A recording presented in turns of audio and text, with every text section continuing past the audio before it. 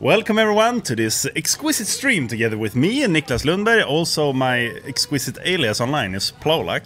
pLoLock. No one in anywhere outside of myself can pronounce it appropriately.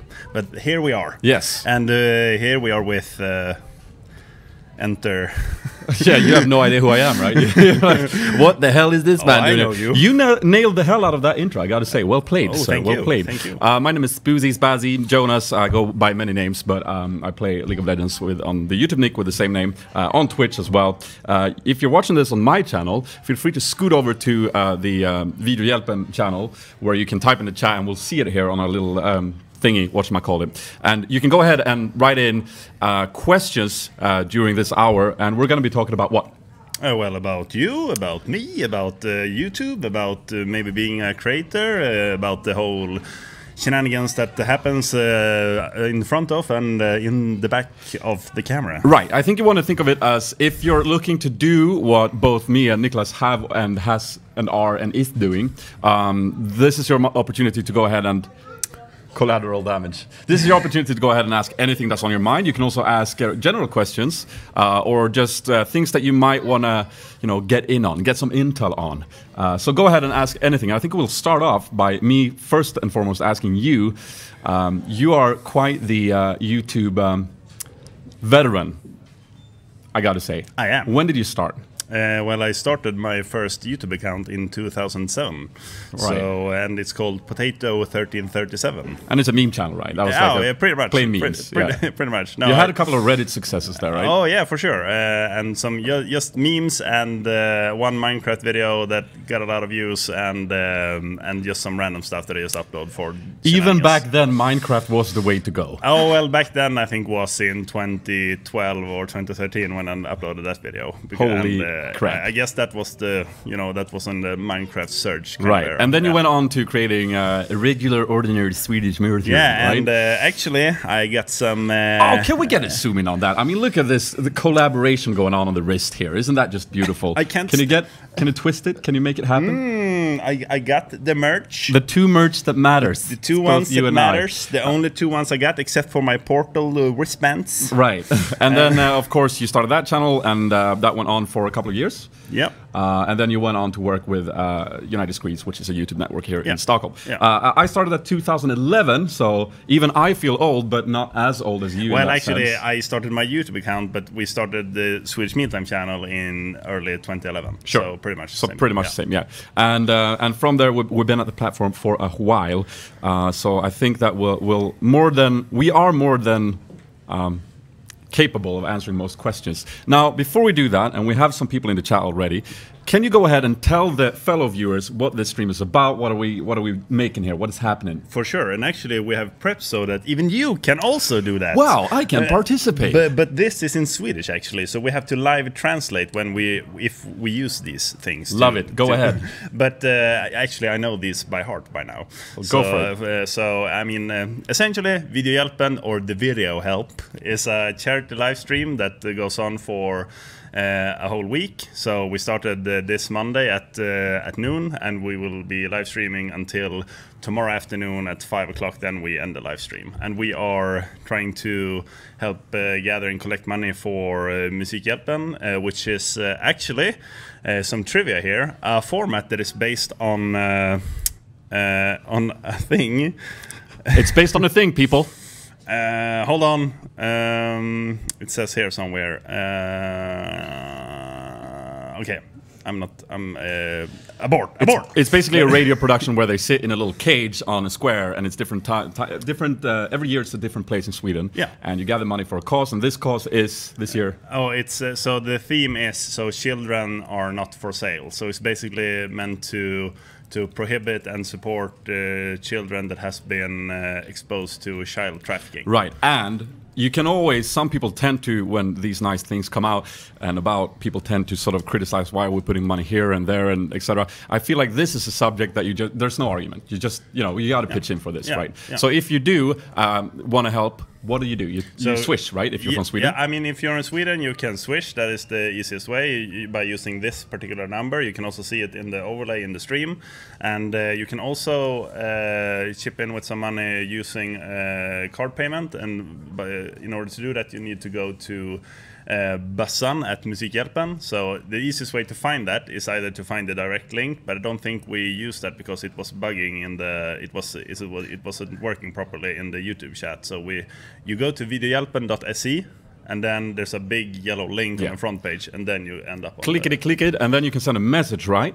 Which if you use Swish, you can do that, right? And that goes directly to Jessica, who sits over here, and she's going to be reading out the messages to us. So if you want to guarantee that your question or your comment or whatever you want to say gets to us, then just go ahead and swish for a good cause, right? Yeah, and there's no no amount is too small. Everything matters. So and everything goes directly to Musikhjälpens charity, which will be it will start Monday this coming week, and will also be 24/7 for a week. Right. And I just now I remember what the format is. Sort of Musikhjälpen is based on, and it's based on a thing called series request, which is actually a format that has been run in Belgium, in Kenya, in South Korea. So it's not at all just as like a Swedish sort of it's a global thing. Yeah. Before we go ahead and hit us with some questions, I want to turn around and look at these beautiful people in the background. Can we get a little away from all the? Oh my God! Look at these beautiful faces. They're so nice. Here and they're looking good. If you guys want to swish, feel free to do so. They can hear me, right? Yeah. It's like they're just nodding politely. If you guys want to switch, feel free to do so. So where are we, or where is we are at Kulturhuset in Stockholm. The cultural house is how you translate that, right? Yeah. So if you want to drop by, we are going to be here until 6 o'clock, so feel free to do so. You can grab a coffee, stand behind here, and just throw your hands in there like you just don't care, except you do, because it's for a good cause. Oh, yeah. Right? So maybe we can throw our hands in there right now. And you too. Guys, join in! Yes! That is called audience participation. And we did it well. Let's read something off the chat. We have, let's see. We have Notchan, who says, how much pride and accomplishment did you feel when you hit level 100 on Battlerite? I don't know if I am level 100. Battlerite has this sort of account leveling system, apart from your rank and everything, your skill-based thing. So I don't really look at that. But if I am, then how do you know? And yes, I did feel accomplished. But we also have. Oh shit! I spilled some coffee. Battlerite is the spiritual successor to whatever. Yes, to Bloodline Champions. Yeah. There, I said it. We also want to hear some norrländska. Mew Crew in the chat wants you to do some norrländska. So can you please do that? What? Hur måste du gå ner och prata så här? Ja, det är som viktigt. Man pratar på utandningen. Man andas mest. Man går på toaletten and och drar sig en kaffe. Everyone in the chat's like, what language is that and why? And jag hinner bort igen där. We also have Mir to Mad, who says pre-dinner snacks. So it's good for you. You're recognized. You're recognized. Of course, it's good for you. Now, what would you say, Niclas, if you want to bring this conversation to YouTube? What do you say has changed since you started with Swedish Mealtime 2011? What's the biggest change? With the platform itself, I guess it's. I want to talk more about the content because I think that's more interesting. Okay. I think it's a lot less diversified now than it was back then, because back then people sort of had to be original or strange, or things felt more sort of like, I guess, more like newer, just because there wasn't as much on the platform back then as there's so much content right now. But I also think maybe it's I think some of those trends are sort of being imposed by the platform itself, because they sort of aren't. I mean, it isn't as easy coming into the platform with something original now as it was back then, because it's sort of. Are you sure about that? Well, it premieres sort of. I mean, if you look at sort of the trending tab, for example. Oh, well, the trending tab is kind of bogus in a sense. Yeah, well, I mean, it's just like sort of the whole train is sort of moving towards something that is more reminiscent of American broadcasting TV. Very true. Than something that is niche, weird online communities, which is still very common. but they aren't flourishing as much as like it used to. I personally think that it's not like a problem if that happens, because the only thing that will happen is then we'll get another platform somewhere where we can do our memes and our shenanigans, elsewhere, because that thing ain't dying. No, for sure not. I need my memes to stay true. Yeah. I mean, I live for the memes. But I would love for it to be still on the platform, though, and I guess that's what a lot of people talk. But this is sort of the conversation that people had back when all these animators on YouTube had this they're still in like a dire state, but they were talking about how little their content was, applicable to the platform, because it takes you 15 hours to make 10 seconds. And if you don't come up to that sweet 10-minute mark, you're not going to make any algorithm happy. And thusly you are sort of like gone. But see, what they did is they brought in Patreon. So that sort of worked for them, right? Yeah. So I think that much like in Jurassic Park, life will find a way. And I think content does as well to some extent. I was going to pull a Jurassic Park meme, but I'm not well prepared enough. Wait, so what kind of a tease is that? I mean, the flute and the soundtrack and yeah. So all right, here we go. 3 swishes. Oh, let's go! 3 swishes already. 3 wishes or swishes? Swishes. Both. All right, read them up. So one from Elin. Elin Musk. And one from Michaela. Of course, I'm supporting Just Swish It. And nice. Also from Malin. Sweet. And no messages? No messages. Well, you guys are beautiful regardless. Next time you do nice. it, they'll send a message so we can sort of like get on that. In the meantime, please do. Let's see. Mewcrew is back with another question in the chat. It says, what are your opinions on the Viners migrating to YouTube? Well, I hate them. Just kidding. No, absolutely not. I mean, it's kind of a common practice now. You sort of like, what you see here in Sweden a lot is like you show up to a reality TV show, you get some viewers and you get them to Instagram, right? And then from there you go to YouTube. So a very common thing is that you sort of, you take your social media viewing numbers and you bring them to YouTube, or you can create longer formats, right? Yeah. Opinions on that? I don't know. They're more than welcome. I think it's, the more the merrier. But I really don't feel like, what you could argue is that fair? They're bringing like this huge type of audience to, like, here I am maybe making better content, which is a hard thing to say, but they have their numbers and they're sort of like out trading me in that sense. But I don't know. I've always felt like good content will be noticed eventually, and I really don't mind personally when people bring in the numbers from elsewhere. I think like the short form content that you find like in a lot of like Facebook, small Facebook videos or compilations or Instagram videos or online are sort of coming from a perspective where they are created in order to make you feel like you are sharing, like what's it called, like when you relate to something, Sure. Because people tag each other and whatnot, and that sort of that functionality aren't really present on YouTube in the same way. And I think that there are some more like meta things about like how we react to things online that sort of pushes different kind of content forms into whatever trends that are being consumed right now, or whatever you say.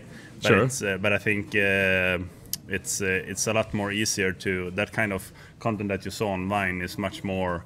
It's much easier to share and appreciate that on a platform that makes it, that kind of content, easier to watch, because it isn't as shareable, as easily shareable on YouTube as online or on Facebook. Sure enough. By the way, guys, outside, if you wanna send in a question, you can. If you have the Twitch app or just want to go on twitch.tv/Videohjälpen, do that, and I can see what you're typing right here, and it's like we can have a dialogue through this glass. How cool is that, right? So if you want to ask how good my bum looks or anything, just go ahead and do that, and I'll see it right here.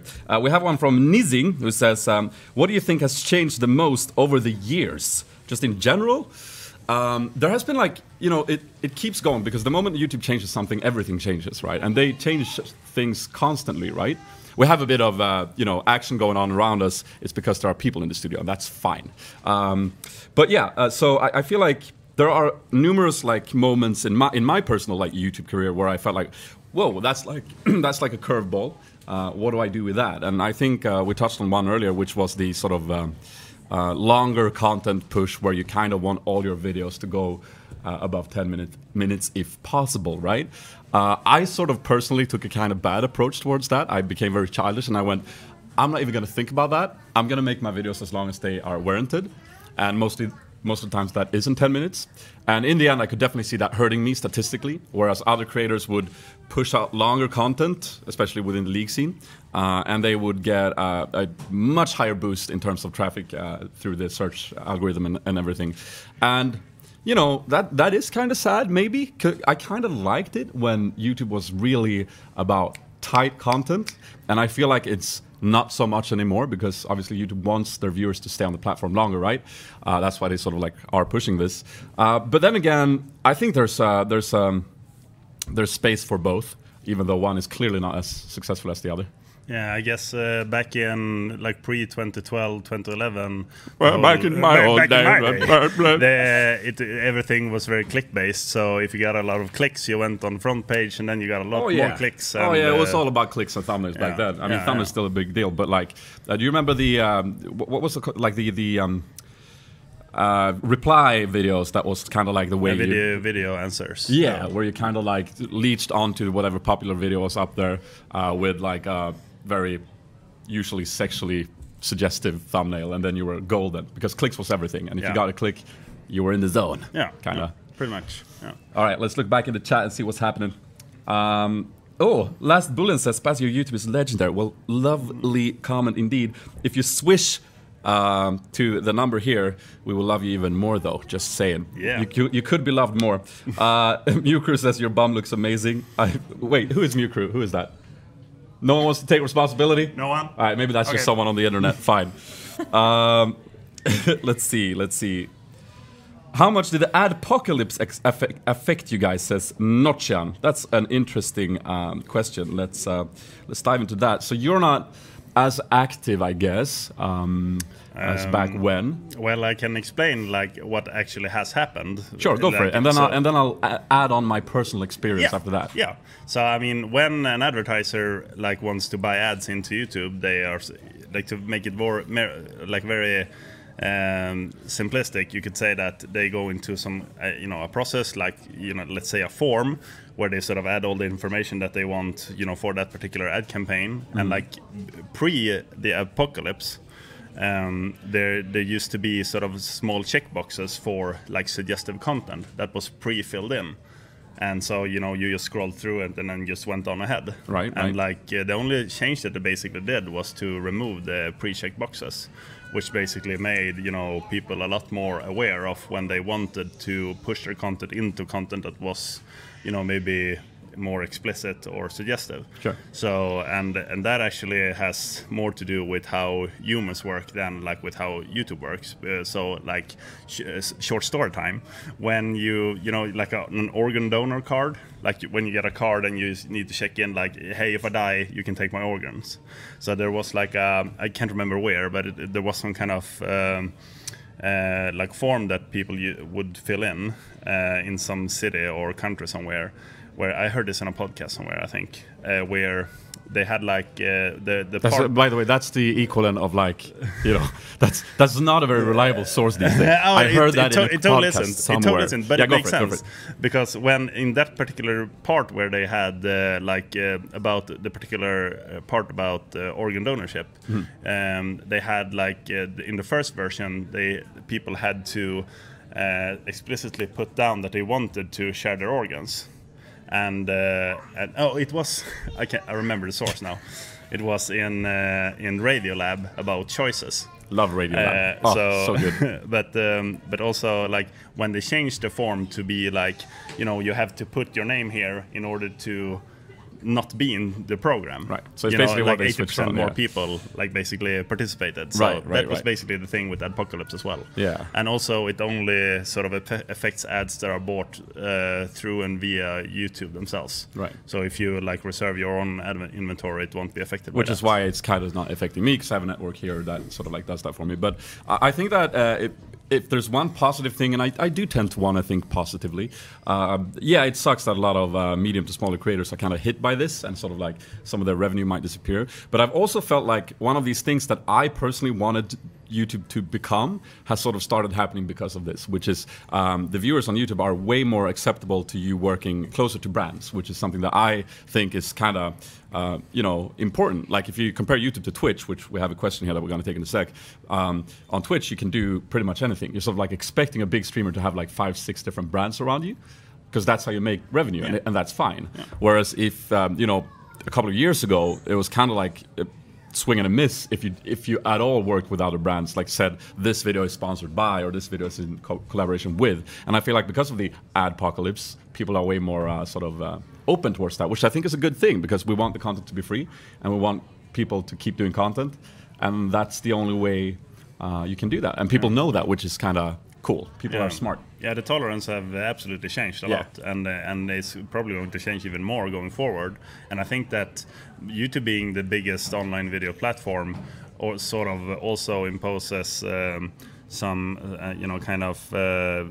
perspective for audience or people in general, that they sort of want to appreciate it as something that is like public what do you call it, public domain. Yeah, public domain, but it isn't, because it's a very it's a private company that has they can sort of decide themselves what they want to do. They can do what they want, but it's sort of like if they would do whatever they felt like, they would sort of also put like another nail into the coffin of people leaving the platform long term. Oh, for sure. But at the moment I think that the online video market is probably too it could use a lot more competition in order to advance things faster. Like we said before, guys, we're gathering money here for a good cause, so you definitely want to go ahead and swish any amount, that number there, right? Have I got it right? And we are raising money for what? You can actually read out the number if you read it. No, you go ahead. You're better at this. It's the Swish number is 123-539-5892. And what are we gathering money for? Well, it's everything is going directly and to Musikhjälpens charity, which is today's theme is to collect money in order to help and prohibit children to be exposed to child trafficking. Yeah, so we want to stop child trafficking, and you should help out by switching to that number if you're Swedish. If you're English or anywhere else in the world, we really haven't got an option for you right now. Not really. That's probably on me, but we're going to make that work in the future. Now, let's take another question. Do we have something? Yeah, we have 4 swishes. Oh, yeah! Oh, yes! So, Nathaniel loves Videohjälp.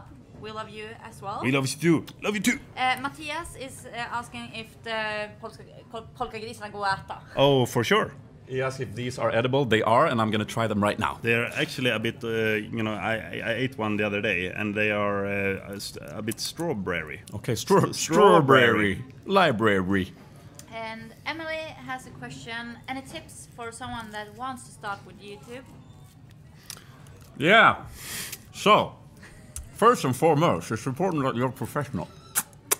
And the way to be that is okay. So here's like my sort of like general advice towards new creators in general. Like, it's hard to narrow it down because it depends on what you want to do. If you want to create a gaming channel, then are you going to do many different games? Are you going to do one game? Are you going to do classic machinima, which is kind of something that people are making easier to do right now? It's like, depending on what you're doing, the tips are very different. So I'm trying usually to come with some general advice, which is more to do with mindset than to do with actual tactile advice. If you have any of those, feel free to chip in. But so what I tend to say to those people that want to look into it is, first and foremost, it's kind of like you have to just persevere. Is that the word I'm looking for? I think so. Yeah. It's kind of like you have to work really hard to make your first sort of hit. And if you practice enough, you might get a video that pops up in a forum somewhere that someone finds shareable, and you'll get like 1,000 viewers that watches it, and you're like, hell yeah, that's awesome, right? And you get that lovely feeling of, I did a good thing. The problem is you have to do that about 500 more times, and then keep doing that over and over again. And the only way you'll be able to do that is if you find it that fun, regardless of the spoils and the potential e-fameness or whatever it is that you're after. Both is fine, but you got to find it fun enough to do it over and over and over and over again, because that's also how you get better, which is advice number 2. Get good. Yeah, it's kind of basic, but you have to get good. You have to look at what else is out there, and you have to say, I'm going to be much better than that by this amount, right? You have to set tactile goals and go like, all right, so if I want to be a comedian within the Minecraft scene, what is out there and how am I better and different, right? Is that a rhetorical question? Could be, to be honest. But yeah, I feel like I see a lot of people just doing what they feel like doing, which is playing games when it comes to my field. And that's great. I mean, that's sort of what people like me try to sell when we're doing our stuff. But in reality, if you want to get to that point, you have to do a lot of things that aren't that fun. Reading articles about the algorithms on YouTube. Sitting up, saying no to parties that you might else go to because you have to edit a thing that you've done for 500 times before that, so it's not that exciting anymore. It's very much like just a normal job, but it comes with the spoils of doing a lot of fun stuff. So like, I think that persevering, having good work ethics and all that is sort of like the only way you can do it. Unless you're a genius that sort of like wakes up with a YouTube magic touch. But to be honest, I met a lot of YouTubers. None of them are. They've just worked really hard to get there. So that's sort of like generally what I think it sort of is attached to a question that people had earlier this week, like why in like the Swedish community aren't there much more like older creators, like with Johan Hedberg and with Martin. Not saying that they are very old. It is strawberry, by the way. Lovely. But and I think that I feel like it sort of originates in the fact that people that are coming to the platform don't really expect the kind of hard work and the amount of time that it takes to be, you know, a long-term creator in order to change and adapt and iterate on your content in order to be more relevant for yourself and for your audience. And I think that you can't really strive too far to either side where, you know, what do my audience want, what do I want? And, you know, in the best case scenario, it's sort of you two are in the same place, but nothing really, you know, it's really hard to tell, because by the time you start out, you want, you know, have a lot of, you know, footwork when it comes to understanding what kind of videos you want to do, what videos your audience expects and whatnot. And sometimes, depending on what you're doing, it's more to one thing or the other. But when you get to a point where you have 20,000 subscribers or 100,000, you will, you know for sure what your particular audience sort of are looking for. Right. And I think that really originates in the kind of expectations that people have coming into your channel. So maybe if you have a YouTube channel that is called 123 Bubblegum Wizard, which is a great name, by the way. Go and register it right now. Might be gone tomorrow. What did you find on that particular channel? Like channel branding in general just helps impose what kind of thing that you will find on that particular channel, and because it raises expectations on what you will find. Absolutely. So if your name is Lasers 12XYZ. So it's probably either some kind of hot esports kind of guy. Or no, but honestly, it's a really good point. Like, great channels have great names a lot of times. Like you'll see, like, what are they called? Like Hot Pepper Challenge. What do? Well, they eat peppers and they try to say things, and it's hilarious, right? It's kind of like that thing. Let's move on to some more questions, and also remember to swish for a good cause. We're raising money to prevent child trafficking for Musikhjälpen, so feel free to do that. We're going to read out your messages as well. Do we have any, or are we going to keep going? Keep going. So we have some questions in the chat. First, we have Fazzer TV, who says that my back is wonderful. Who's responsible? That's the one. Yeah, see? Communication through the intrawebs with a glass thing in between. So modern. This is so next level. We have Brody420 in the chat who says, how do you get started on Twitch? I'm a new streamer and I'm streaming League, but no one is coming to my stream. Please help. I mean, can I comment on that? Yeah, go for it. Because I've streamed a little bit on my own channel, and I have like 1,000 followers, which is pretty like loyal viewers when I actually stream. But one thing that I notice a lot is that when I watch a stream myself, and when nothing happens all the time, I'm not excited enough to watch it. Right. So it's like something that I notice myself when I stream is that it's really exhausting, because you need to be so entertaining non-stop. This is all like the the thing that most people do not know. I can often not stream longer than 5 hours. That sounds really long. But I can. Well, I've done it for a while, so I guess I worked up some stamina. But I can really I could sit and game for 12 hours. Yeah. It's like, so what's up with that? Well, it's because you're trying to be somewhat entertaining. Yeah. And that being said, being an entertaining streamer is actually, the bar is kind of low, I would say. And I say this a lot when I stream, and you guys ask me these things. I feel like Twitch right now is just growing and growing. And yes, most of the biggest people, they're just sitting there playing games, right? So when a lot of people come in, they think that that's what you want to do, that's what I'm going to do, so here I am playing games, right? Why? Why are you doing that? I mean, you gotta realize that it's not really compelling to watch something that someone has refined over years of streaming, and it's going to take a great time to just get to that level of that content. But then once you're there, you're probably not going to get any traction anyways. And it's so that's wonderful. That's a great thing, because right now Twitch is like this open ocean of creativity. You can just dive in, scoop up some creativity, and just go for it. Like, it is that easy. I gotta say, like, just browse around Twitch a little bit and see what people are doing, especially in the lower tiers of numbers. Like, you'll see people working with animation softwares, streaming as a robot, streaming as characters. You got voice changers, you've got scene switch, you got green screens. There's so many things that you can do. And I think Dr. Disrespect is like one of the best examples of how good it can go for you if you just do something a little bit different. Like, he's a top-notch entertainer for sure, top-notch entertainer, but he's most importantly doing something different. Like, he's working with the green screens. He goes out, he comes back in, and this is my dojo, welcome in. He does all that stuff. Yeah.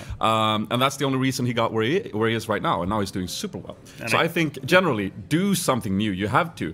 When you say that on YouTube, it's hard because everything has been done. Then you can start doing variations. But on Twitch, I don't feel like everything has been done, for sure. There's so many things you can do. I think, like, sort of like with artists and musicians, there's sort of the same quote on the kind of people that actually can work very consecutively with their music and with their content as with like streamers and YouTube channels, because there are so many creators. But I mean, of all the channels on YouTube, how many do you actually think are able to do the kind of work consecutively? There are not a lot of them. And I think that one thing that people really have a problem with. He just wrote in the chat that he has to leave, so we want to start a picture. Okay, sure. Just do your thing. Okay, I'll do it over here. No, but but the thing is that people aren't good enough at they aren't bashing their own content enough. For sure. They should be a lot more.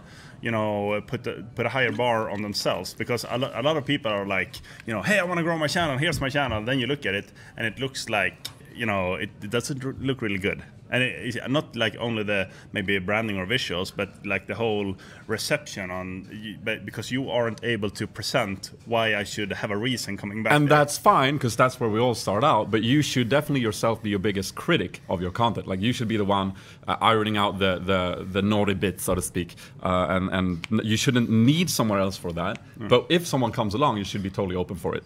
Let's move on with some. Oh, we got some stuff. Yes! Yeah, let's do it. So Elsa says, spread some love. Elsa, we love you. Good job. Give you a bro hug. Emma says, Merry Crow Ho. It's actually pronounced. What does it mean? It actually pronounced Qruxel. Oh. Yeah, so Merry Qruxel. Merry All the love to Videohjälpen. And we have a switch that you will have to read. Okay. Yeah, cheers. Let's see what's happening here.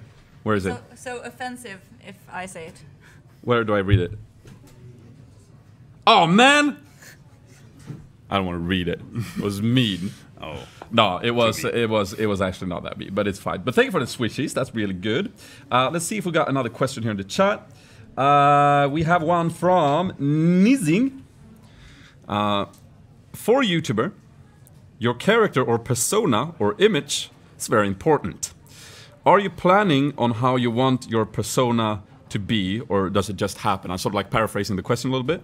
But yeah, so let's start with you, because your persona is explosive. It's explosive. Mine is sort of a little closer to what I am, even though it's not the same. But you screamed a lot. You were eating your mayo. You were doing the aggressive stuff. How did you come up with that? That must have been planned, right? I guess when we started out, it was just we filmed a cooking video with like an iPhone, and it was very spontaneous and improvised, and it wasn't really planned on being a character at all. But it sort of grew into that from we put up the first video from like a spontaneous thing that was just meant to be sort of like a CBA kind of attitude, and then from what kind of content that was, and with the comments that we got on that video, that sort of helped us gain like a course on what kind of content that we want to do on our channel. Yeah. So it was kind of like reactive as well. Something happening? I'm not sure. See the boogly eyes from Jessica over here. She's like, ooh, something's going on. Hey Dave, Battle Right or League? Right now, Battle Right for sure. I'm like all in on Battle Right now. It's so good. Oh, really? I'm gonna be playing at another event next Saturday for Musikhjälpen as well. Oh, cool. I'm gonna be playing Battle Right. It's gonna be thick. Yeah, I'm all in on that. Have you played that game? I actually tried it like twice, I think. Like when it was in beta, I think. Oh, it's so good right now. Yeah, you should. It's free to play too. Okay, you should cool. go. Oh, it's such a good game. I'll try it. So yeah, for me, I think that's this is the sort of like analogy that I've been using. It's kind of like a cop-out answer, but you got to forgive me for that. So it's me that you see, right? When I press record, it's still me, but yeah, it is a different version of me. And the way I like to say it is, when you're at a bar with your closest friends, maybe you're having a couple of beers, you have a good time.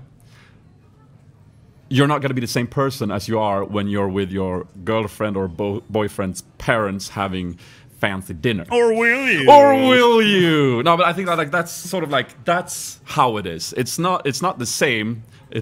But it's still me. That's like the main thing. So in terms of my persona online, I tune some characteristics up. I tune them up a little bit.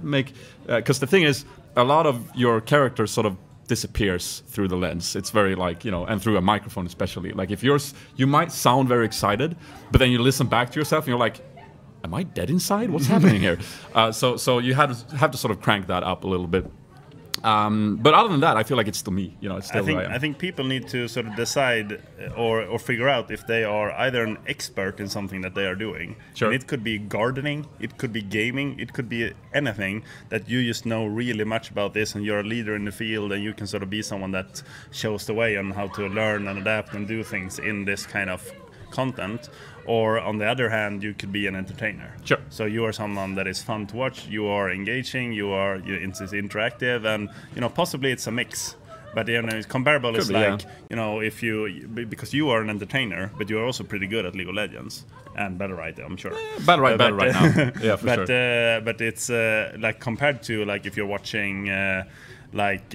Someone that plays in NIP or in Fnatic, you're watching like for different reasons. Oh yeah, for sure. So you come to maybe a Fnatic stream because you want to see sort of the top edge plays. Sort of like comes back to what we talked about before, being very. You should be able to review your content, and you should be able to see what am I presenting here. Yeah. And those are definitely two little bars that you want to try to stabilize. How entertaining am I? How good am I? Can I present just my place and that's enough? That's great. That's awesome. Yeah. And then you can also go pro, which is exciting. Yeah, sure. But if not, then just like with humor, it's like not everyone is funny, and you sort of have to realize that you are not a funny kind of guy. And if you are, that's great. But people aren't really. I mean, not telling you. Like, no, absolutely. No. But also, I want to put in there that no, you might not be, but you can definitely become. Yeah, sure. I think that same with like a game. If you sit down, you're like, I'm not good at game X. You can practice and get good at game X if you think it's fun enough and if you put in the hours. Yeah. Same way with being entertaining or funny. This word that we're using, funny. You can get good at being funny. Yeah. I don't think. Just go back and watch some of my old stuff.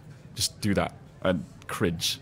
If you're cringing right now to my content, which you should be, you should watch that. I mean, if you run your own channel, and you should be looking in retrospective and feel like that content is worse than what you're doing now. Oh yeah. Because if you don't feel that way, you're doing it wrong. Absolutely. Because you are not, developing your content, your audience, yourself, and you aren't sort of trying to find your own way of doing things. And I mean, it's also like if you want to be a gamer, it's like you are romanticizing the idea. Welcome back to Who Wants to Be a Gamer?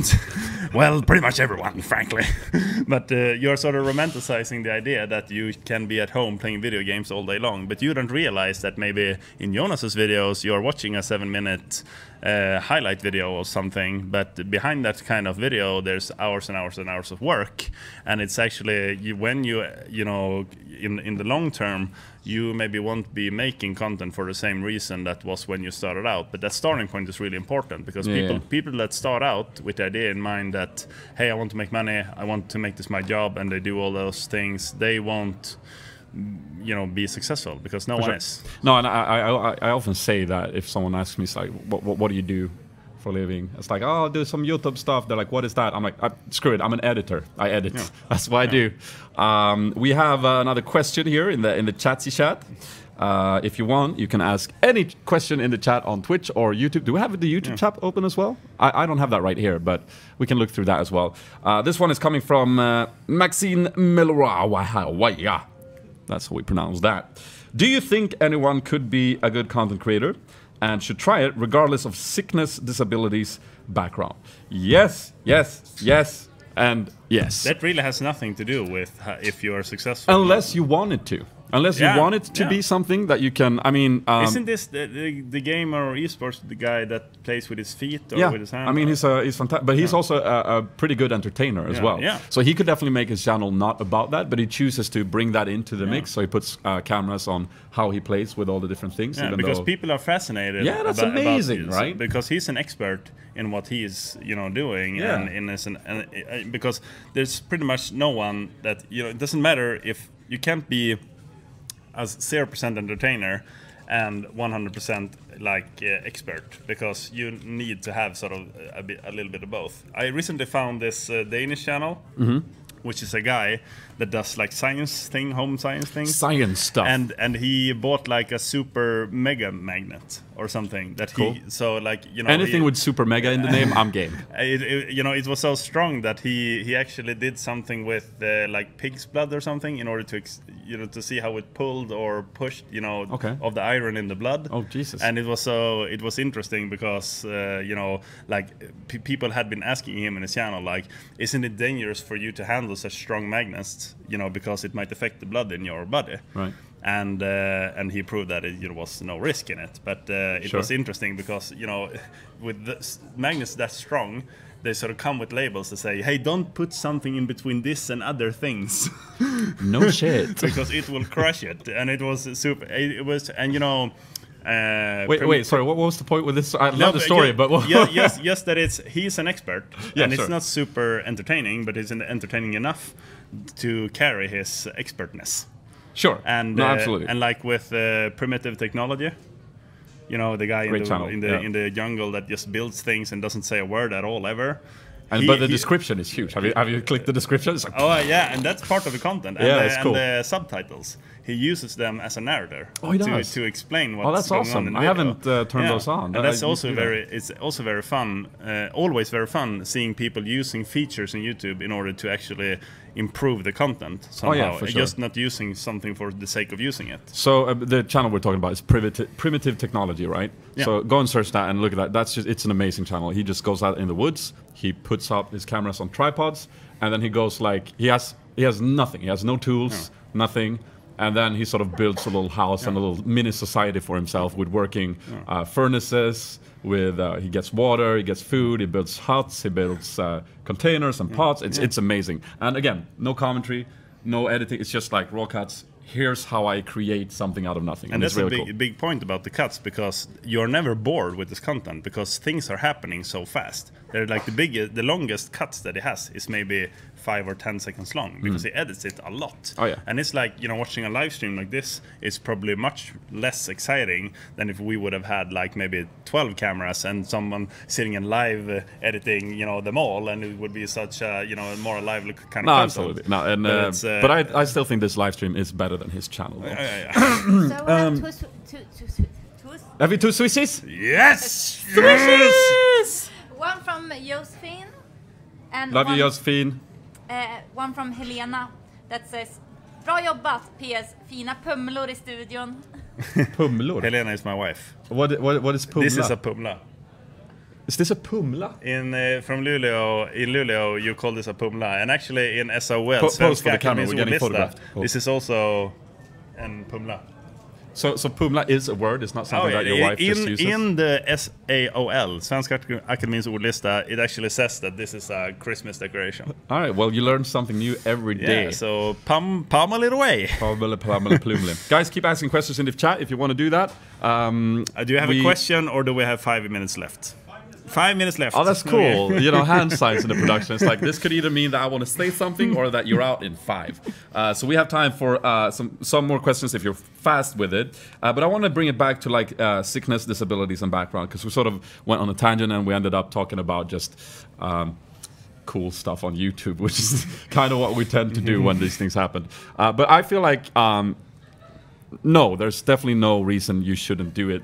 However, there are definitely you know, horrible people online, and you know, you have to get ready for trolls, mean people, and all the like. Especially apparently when you're from different backgrounds and different things that we in society hasn't really worked out to be nice to yet, and that sucks. And I you know, I'm a white male, so luckily I didn't see much of that. But you know, it's kind of awful when that happens. But if you're one of those people who want to power through that, then that's amazing. And I think people shouldn't accept behavior that is destructive or downright like hateful. But you know, we should always be very welcome to have constructive discussions about topics that we may agree or disagree on. So agreeing to disagree is very healthy as well. So, and it also helps you to grow as a creator and as a human. So what a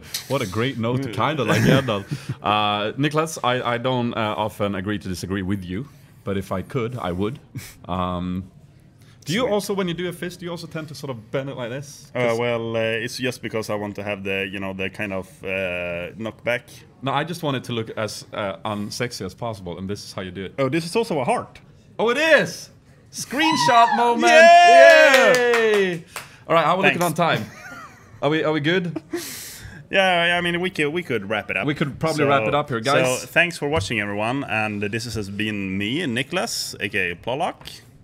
And Mr. Sp4zie. And remember, you can keep swishing. There's also some cool stuff coming up. We're going to be broadcasting here until tomorrow afternoon at 5 o'clock Central European time. And I'm going to go out and say hi to these people because they've been waiting. Wave again. Yeah, I'm coming out, guys. I'm coming out real soon. Okay. Love you guys a lot. Bye. Thanks, everyone. Bye.